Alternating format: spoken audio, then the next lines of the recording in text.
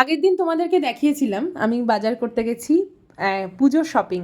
তো কোন পুজো তোমাদের মনে আছে? হ্যাঁ, ঠিক ধরেছ, ইতু পুজো। এই যে সকাল সকাল শুরু করে দিয়েছি আমি গোছগাছ করা। ঠাকুরের এই গোছানোটা আমার খুব ভালো লাগে।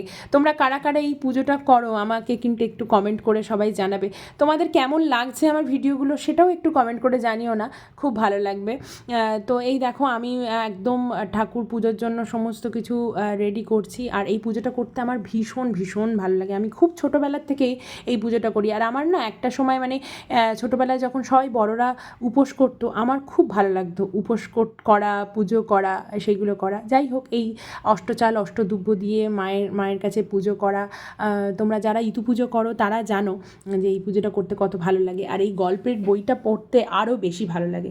যদিও আমার কাছে সেই বইটা নেই, আমি ইন্টারনেট থেকে ডাউনলোড করেছি। চলো আজ এই অবধি, টাটা।